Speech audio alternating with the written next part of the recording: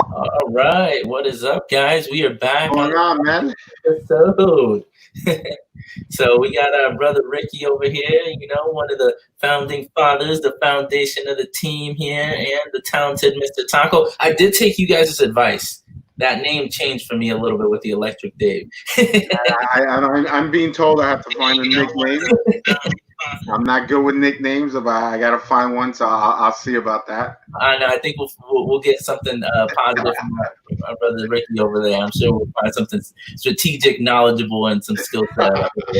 I expect something good and creative, so I'll be disappointed if it's not creative. I got to think of one. I'm not good with nicknames, but I got to think of one. But with that being said, guys, we're on episode 2, and today one of the big things that I know that we wanted to discuss was the top 10 position players in baseball. And I'm excited. We obviously having some time frame to discuss, the league before it starts. I'm excited to hear some of you guys' top 10 picks. I think today we're going to go with just Tacos, if I'm right, Ricky? We're gonna see it. We're gonna hear what Steve has to say, Taco has to say about his top 10. Mm-hmm. Probably hear a lot of things I probably won't agree all the time with, but we'll see. Yep. I won't try to nitpick everything, but we'll see. We'll let him talk. See what his top 10 is. What Mr. Taco? Let's see. Top 10. And for the record, I am the highest rated fantasy baseball player in this chat with the most championships. So just remember, guys, like with Allstate, you're in good hands, and I'm gonna take care of you. That's how we're feeling already. Wow. So honesty is not a part of his vocabulary, right? Well, when you're this good, like lying is worse than being modest, right? Lie and say I'm not the best. So one of the main things that I want to cover with the top 10 is what I believe to be is the best scoring system for 2020 based on this pandemic. For a lot of people, baseball is a huge head-to-head sport. Just competing in the 5x5, over so many weeks, it becomes a war almost between. And I hate to interrupt. I don't know if I was getting. We're getting a little bit of feedback, but I think that's good better now. Okay. So like one of the big things is that this season has been completely shortened because of COVID. So we were looking at normally 162 game season. Now we're reduced down by 102 games to 60. Right. With that being said, you're not going to have the same capabilities of running a full head-to-head season. So right now, the best thing that you can do for a fantasy baseball league is to do a roto league where you can basically let the 12 people in. It'll be based on how they get ranked throughout the season. If you finish number 1 in home runs, you'll get 12 out of 12. If you finish last in home runs, you'll get 1. The highest point score will win at the end of the year, and it works for all 5x5 settings. So you can have all the different setups. But then you would also have to set up minimum innings pitched, maximum innings pitched, so this way people don't abuse pitching. Then also you need to have maximums on hitting, so this way people don't overload themselves and start going above and beyond a set number of games, so this way you can keep it reasonable and manageable. And I think going forward, so they're not trying to just get strikeouts, right, wins and stuff like that. Right, because in those scenarios you can start jerry rigging it. I can go, if there's no innings minimum, I can just go hard and take closers that have great percentages and great Ks, and I'll be like, okay, I'll win Ks, I'll win ERA, I'll win WHIP, and then I'll put everything else into offense. And if I win 3 and 3, that's 6, and I'm coming in the top tier on 6 categories. That puts me in a real good position to be at the end of the year one of the highest scoring teams. Now, with that said, going to roto versus a traditional head-to-head is not really going to change like the type of players that you're looking for or what you're going to prioritize. Maybe it does make some of these starting pitchers a little bit more valuable just from the mere fact that you're limited in your innings upside. Absolutely. So unlike in like head-to-head where you can like stream players, in roto you're going to have a maximum number of innings, so you can only throw so many innings, and you don't want to waste them on guys that are going to hurt your ERA or hurt your WHIP or not get you wins. So you're going to have to be very cautious. I think one game, when you look at a 60-game season, I mean 1 or 2 games with a blown up ERA, that's going to affect you major this time around. So what I was going to say, and I get what Steve's saying, but my issue, especially in the top 10, where normally I'm not someone that likes to pick a pitcher on normal circumstances. I'm not someone that I'm not good with having my first pick in the top 10 as a pitcher. It would have to be a really good pitcher. You know, it would have to be, you know, a Scherzer or Clay, Kershaw in his prime. Well, I know. I think that in my top 10 we'll leave room for that discussion as we get a little bit deeper in there. So actually, the number one player I have this year, it was very difficult for me because there's really three players that you can go with here. I think it's really a situation where you can't go wrong between the top three players on the board this year. With the number one pick, if I had my choice, and if you told me you have to pick one or you're gonna die, Mike Trout. Just for the mere fact that dude is primetime baller, all-star to the nth degree, MVP, 5-star stud. You know, this kid is putting up numbers on an astronomical pace. Now, I can see arguments for other players, and we'll go into them as we go into those players. But to me right now, Mike Trout, until he puts up a season that is subpar or looks like he's starting to show some decline, will be the number one pick. How do you like that pick, Ricky? To me, Trout, especially with 60 games, is the no doubter. I know a lot of people are going to say maybe Acuna, maybe Steve's probably top three. He's in the top three, but you know, Trout to me is with 60 games. He's a veteran. Yep. He hasn't had a bad season ever. I can't believe he's had a bad season. Trout with 60 games to me is the guy that's gonna start off good and is the only one that's gonna give probably the best season with 60 games in.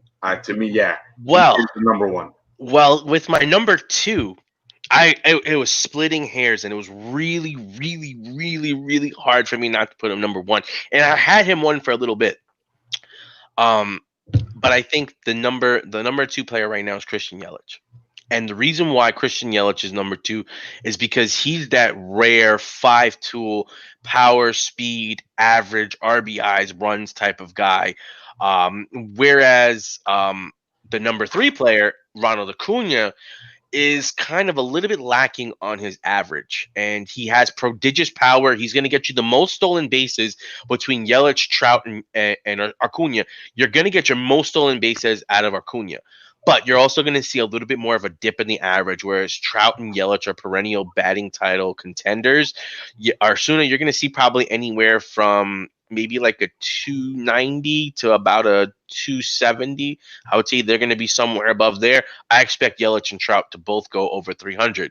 But with Acuna, I'm expecting Acuna to get near 50, 60 steals, where he's going to be one of those guys that's stealing a prodigious number of bases while providing substantial power from an outfield bat. And this wasn't done by choice, but the top three players are outfielders. And normally I would try to avoid the outfield, but these three guys are literally far and above better than everyone else in the league. These three are in a tier by themselves. I would probably go with Yelich over Acuna just because of what he did last year. To me, he solidified what he has done the last few years. Last couple of years, definitely. Acuna, the only reason, again, I'm with Steven, that is the stolen bases. Again, especially with 60 games, Acuna itself could probably win you stolen bases. But don't sleep on Yelich. Don't sleep on Yelich. He will get you close to like 20, 30 stolen bases. So you're not seeing a huge drop off. In a short season, the whole thing now is with 60 games, everything is condensed. So 20 stolen bases. That's the category. Games is a lot. It's a lot. It's a lot. That's a lot. That's a lot. That's a lot. You know, if he gets you 15, that's a lot. Yeah, and that's the category locked down right there. Yeah, especially when you think about he's getting you those 15 steals plus giving you top level hit home runs plus giving you a top average. That's why. that falls in line with what Ricky's saying. So that top three really solidified your staying away from a pitcher as a top three. Now, I mean, we'll see with the bottom ones, but going and coincides with Ricky saying, I mean, he stays away from pitchers as his top pick. So far, that aligns with that. Well, so far, yes, but I think that these three players are pretty solid. Yeah, they're interchangeable. I mean, but again, to me, Trout is the number one with 60 games. That is the number one, and I feel like the top three are in a tier onto their own, where you can really like. If you told me you went with Acuna over Trout, I would be like, I understand.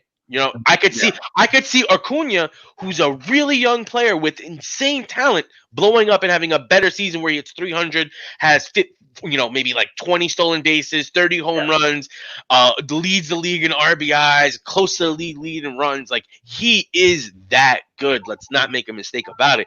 But the thing is, with this short of a sample size, I want to go with the short thing in Trout, who I've seen do it for so many more years. Acuna and Yelich, they're right there. They've done it, but they haven't done it as long as Trout, and it's like, that safety blanket. If you have the number one pick, you can't mess it up. No, agreed. If you have the number 3 pick, you really can't mess it up as long as you stay with those 3. It's very hard. Now, but again, if you have the number 1 pick, and God forbid you win Acuna, and he has that rookie, that sophomore, Yep, that basically retracing, it takes him a while to get the thing about baseball, and I told Steve from the beginning about having a 60 game, and what I always was hesitant about starting a season like this is baseball players normally take time to heat up. Mm-hmm. Yeah. Normally, for a baseball player, it takes 60 games for them to heat up. That's just how it works with a lot of baseball players. Well, you do get some players that start off hot. But a lot of times, and even a lot of good players, they take 30 games to start heating up. And then you really catch them, get the rhythm, and then they're off. But then think of it like this. Now in a season where everything is so short, those, players that get hot early, they're going to be really hard for you not to want to pick up, because you're like, how long can he keep this up? I only have 60 games. If I can get a hot streak that lasts 15 games and then I drop him, but the 15 games he put up was so much better than everyone else for just that short period of time, it's going to be really tantalizing what you do with your waiver picks. The thing about baseball players also is the weather. Mm-hmm. A lot of players don't play good in March, April. Mm-hmm. The weather's too cold. The good thing is when they start, it's off and running. It's hot already. Have they figured it out, by the way, of just are they doing NBA style playing in one particular area as of right now? They're playing in all cities, right? Each city is going to host their team. It's going to be all divisional play with the interleague matchups being against your immediate opposition. So NL East will play AL East. NL Central will play NL Central. So it's going to be it'll be 40 games in division and 20 games interleague. Okay. But the draft starts at 4. Let's be honest. The draft starts at 4. And let's round out your 4 through 6. Let's round out your 4 through 6. Yeah. 4 is this is where everything gets tricky. 4, I have Mookie Betts. And the reason why I have Mookie Betts at number 4 is because he's coming off not last year, but the year before that. He was MVP. He was the number 1 player in fantasy sports. He puts up average runs, home runs, stolen bases. He does everything. But the thing about Mookie Betts going forward for this season that makes him the number 4 to me is he's in a contract year and he's playing with the Dodgers.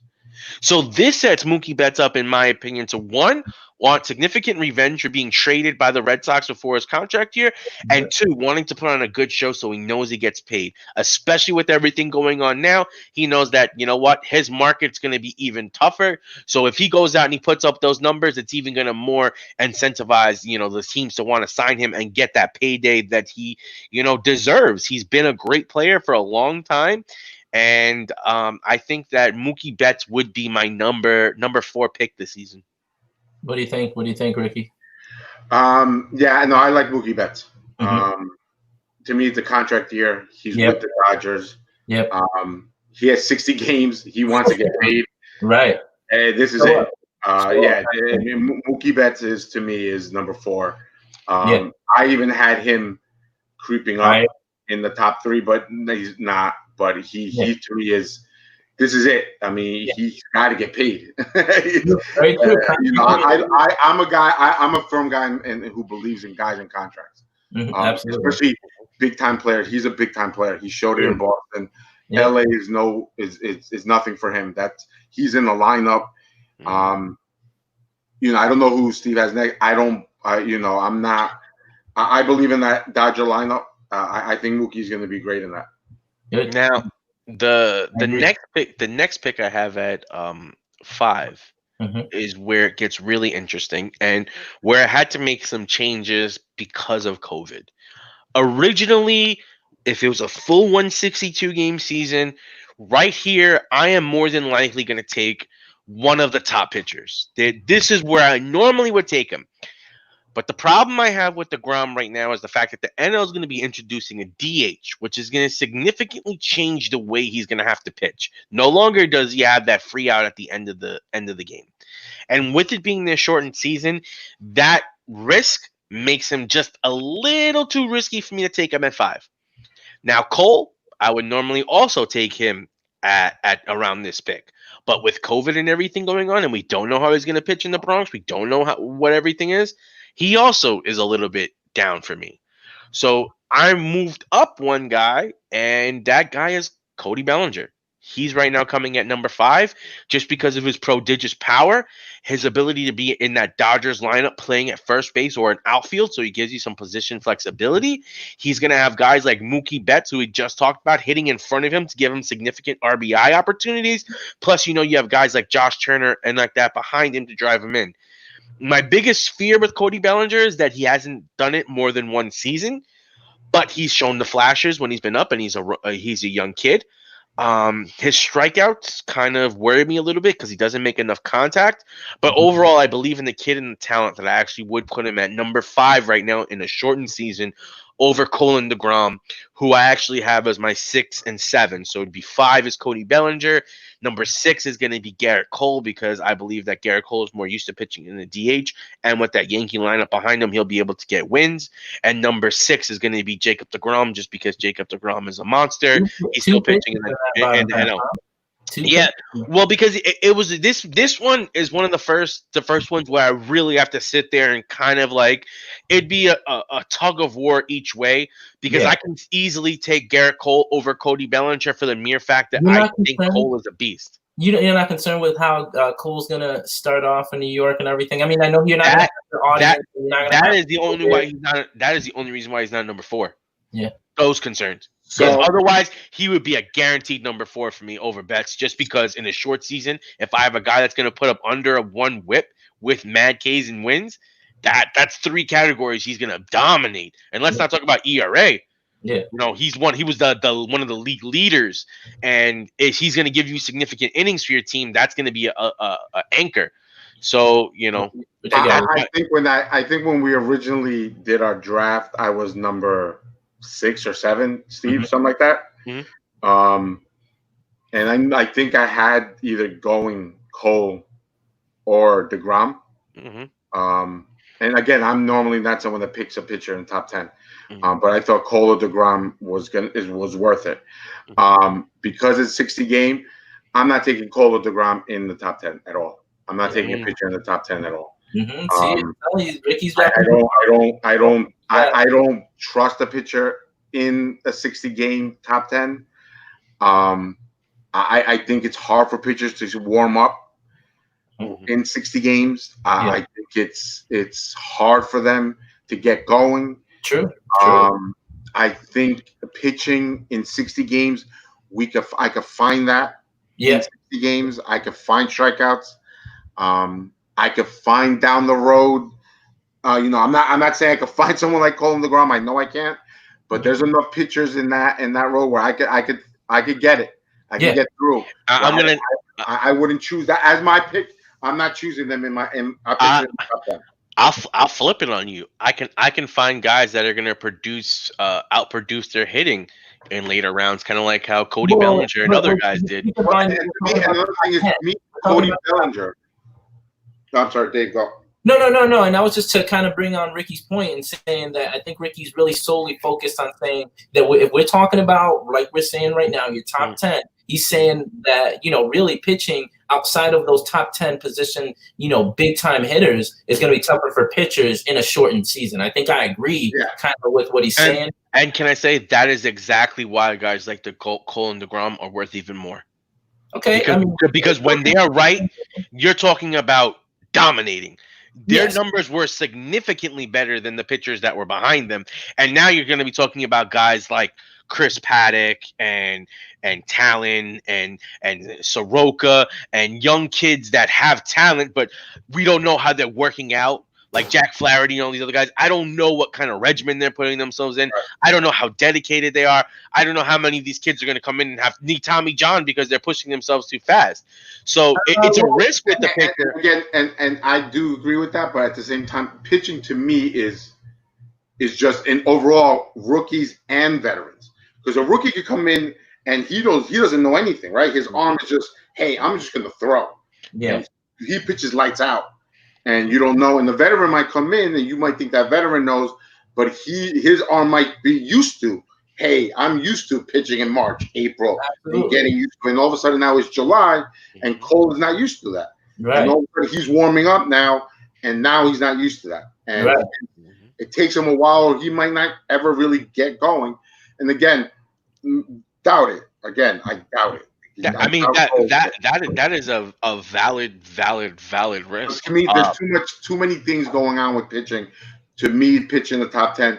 I like Cody Bellinger, but I'm not even going Cody Bellinger after Mookie Betts. I'm probably going Trevor Story. I'm probably going Story. Now, to me, I have literally Story probably right here sitting at 7.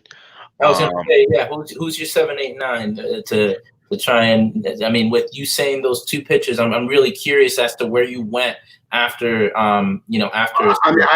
I know you said Bellinger, and then who'd you say afterwards? It was Bellinger, Cole, and DeGrom. DeGrom. So I personally liked Story, and I liked, I think it was Bellinger. And then I think that was it. Story, Bellinger, and I'll be honest with you, I like Lindor, but I'm just scared that he started off so slow last year that. Well, Lindor last year came back from an injury when he was right. But so I probably will go after Bellinger, Lindor. I would take Story over Lindor just because of the fact he plays in Colorado. So that's why Story to me is at number 7. Right. He plays shortstop. He plays in Colorado. He has good speed. He has good power. Just to me, I do believe that Cole and DeGrom, from their history and from everything they've done, I believe that they are the exceptions and not the rule. Right. And there's only one other player that I put into that category as far as pitchers go, and that's actually my pick after. So I would go. We're gonna go Trout, Yelich, Acuna. That's 1, 2, 3. We're gonna go Betts number 4. We're gonna go Cody number 5. Number 6, I got Cole.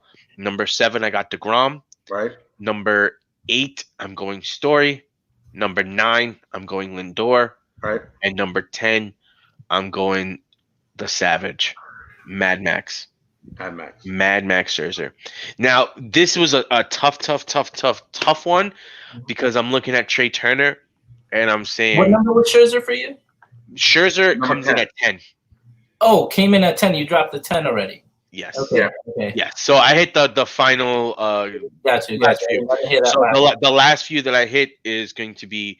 After DeGrom, we're going to go Lindor. I mean, we're going to go Story, Lindor, and then we're going to go Mad Max. Those would be the way I would drop it out. The reason why I think Mad Max is still one of those pitchers that's going to keep himself into shape. He's going to have himself ready for the season. He's consistently one of those studly pitchers. And again, this is a short season. So when you have a pitcher that gets blown up, and he has a bad game, that's going to hurt you significantly faster further. Because when you don't have those anchors when you're pitching and it's such small innings, you could lose ERA and WHIP in the first 10 days. But remember, those good starters, they have bad outings too. So it's not like those that is correct. That is very possible. But when you're playing the odds that if you're comparing all the starting pitchers, which is going to be the safest bets that you would have, and guess what? Though that is still 50 points that you have to win. So regardless of not liking or not wanting to risk on pitching counts just as much as hitting. You get as many points from pitching as you do from hitting. Right. So to me, it's like if I'm able to get a stud, like I missed out on the top hitters. So now you're telling me in the back half of the draft, I can have a top pitcher and then snag a hitter on the way back who can fill into my lineup and be a consistent player. I think this is why right now, if you're in the back half of your draft, you're not mad. Normally you'd be like, damn, I didn't get the number one pick. Damn, I didn't get Trout. Damn, I didn't get Osuna. But now I could sit back and be like, well, I ended up with Garrett Cole and Alex Bregman. And to me, I ended up with DeGrom and I got Trey Turner. Those are going to be some heavy duty duos. To me, where we again, because I don't pick pictures, I think Lindor was number 7 for me. To me, at the end, I ended up with Turner as number 8. Nolan Arenado. He doesn't get enough steals from me. I just think he's too good at third. I just think I cannot take a 4-category hitter over a 4-category pitcher when the pitcher is more dominant. I do, but I just love Nolan Arenado. I love Nolan too. Trust me, he's in the top 20. He's in the top 15. He's right there. You could argue him over Bregman. He's so consistent in everything he does. It's just. But last year, even he was good, but he wasn't. Let's actually let me pull up. What he was. So last year he was. Look, last year he was 41 home runs, 118, 313. I mean, man. I don't know if we could find that anywhere. No. He's number 10, so that's not like we can't find it anywhere. But I'll just read off this one player's name. His name is Juan Soto. Juan Soto basically did the same exact thing as him. That's my number 10. Right. That's why I think when you listen to what he's saying we're talking about 10. We're not talking. Yeah. Well, no, he said you're not gonna really find that anywhere. Is what I'm saying. Well, other than the 10th, then the top 9 guys. Come on. Yeah. So I said Turner's number 8, Arenado's number 9, Soto's number 10 for me. Those are my top 10. That's why I don't choose any of the pitchers there. Yeah. Those are my top 10 guys. See, to me, I still then have guys like number 10. Then I choose a pitcher on the back. See, I mean, at that point, what's really the difference between Nolan? No, but what I'm saying is like, what's the difference between Nolan Arenado and Freddie Freeman? Freddie Freeman had 38 home runs, 113 runs, 121 RBIs, 295 average. We're talking about averages within 20 points. Freeman has 3 more RBIs. Arenado has 3 more home runs. And he has 9 more runs. It's really, like virtually there. When we're talking about this season, when you look at those 2 numbers, and you say over the course of 162 games, they might have been close in comparison, but now we're talking about fast starts, boys. Remember? Yeah. So, like, who got to that quicker? So you might. I'm sorry. Freddie Freeman had 11 more runs. Nolan Arenado had 3 more home runs. Freddie Freeman had 3 more RBIs. Freddie Freeman had 3 more steals, and Freddie Freeman had 20 less average points. So we're talking about it's virtually like it's not like we're. And then here's another player that we can compare. Rafael Devers had 129 runs. He had 27 more runs than Nolan Arenado. 32 home runs, 115 RBIs, and 311 average. Like once we get past this top 10, I have a gluttony of hitters between Anthony Rendon, Gleyber Torres, Bryce Harper, Jose Ramirez. Jose Ramirez is one of the biggest shots you have at a comeback player of the year. Jose Ramirez, who gives you power and speed, who had a really bad first half, but came on really strong in the second half. I don't trust Jose Ramirez in 60 games. Man, he had one bad year. Over his last 3 years, Jose Ramirez has been perennial been a top 10 pick for the last 3 years. It's the first year he's dropping out of the top 10. And that's because he had such a horrible first half. Again, I don't know.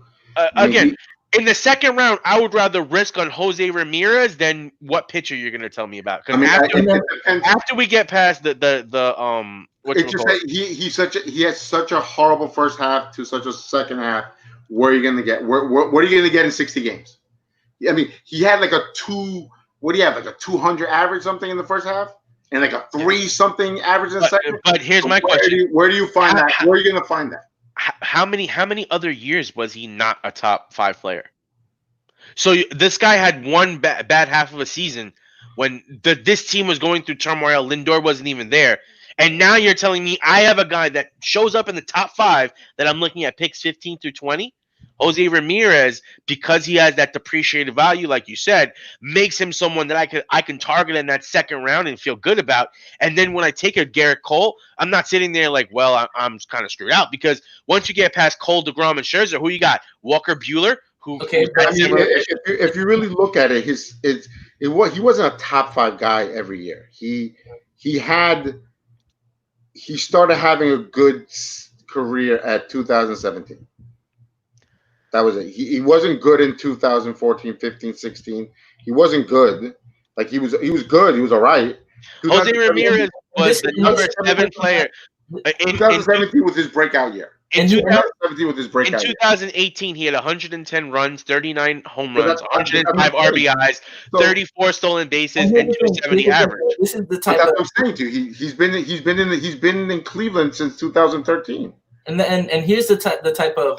So you can't say he's had a great career. He's been through 2013. We're 2020. And these are the type of conversations to be having when we're rounding out that team in that bottom half. Because if you can tell, Ricky and Taco have that that skill set and those stats. Just remember this: last year, Jose Ramirez had 24 stolen bases.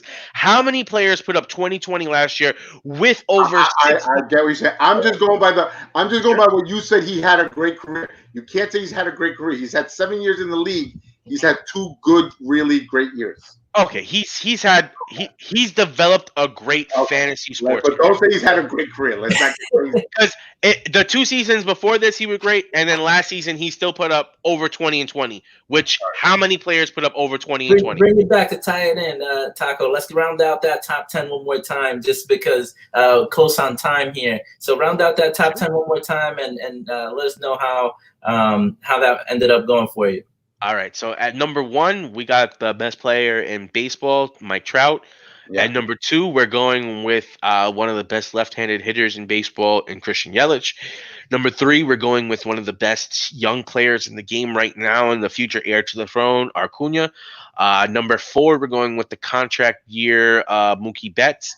Number 5, we're going with the young up-and-comer Cody Bellinger, who can give you that position flexibility at first and outfield. At number 6, we're going to bring in our first pitcher with the Yankees, Garrett Cole, who should dominate. At number 7, we're going with Jacob deGrom because, again, he has been by far and away one of the best. Now, this one you can't argue. He's been by far one of the best pitchers in the last 5 years in MLB history. Yeah. He's that good. We're talking about his story. As a Met, I can't me to say it, but yes. Yes. After as a Met fan, I'm happy to say that. Back-to-back Cy Youngs, baby. At right after Jacob deGrom, we're gonna bring back in our offensive players with Trevor Story coming in from Colorado, giving you that great upside of Colorado. He's still young. He's maybe done it for, I want to say, a year and a half. But with him being Colorado, his pedigree, I definitely believe in him. I like Story. Right after Story, I'm going with Carlos Lindor because, again, he's a shortstop. He hits for power. He hits for speed. I mean, he hits for average, and he has speed. Then right after that, we're going to go with Mad Max Scherzer, rounding out. Well, let's make sure we have Trout. We have Scherzer was your number 10. Yes, Scherzer was number 10.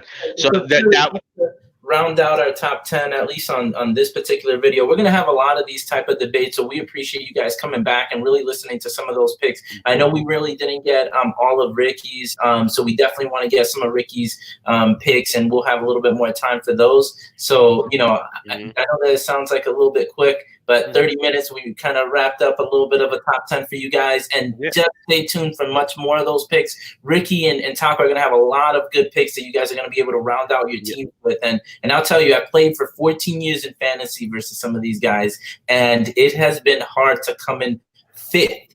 So when I tell you that these guys know what they're talking about, they are, and I'm pretty excited to be a part of the team and help or listen to what they got to probably use their strategies against them. All I have to say is whenever I enter into any fantasy sports draft lobby, Queens, We Are the Champions just starts to play as I enter in the room. We are the champions. That's us signing out on episode 2. And come back and listen to some of our. What do you got, Ricky? You sign out on there. Nah, thanks a lot, man. Thank you guys for watching, and definitely, just keep watching. We'll definitely have more in store. Just keep watching. And stay tuned for tomorrow, because tomorrow we're going to do basically 11 through 20. We might flip it around and have Ricky take the lead on this 11 through 20, and I'll counteract with him so we can give that more perspective on how he sees this. But again, I want to thank you guys for watching, and we look forward to seeing you guys next time. Sounds good. Take care, guys. Take care.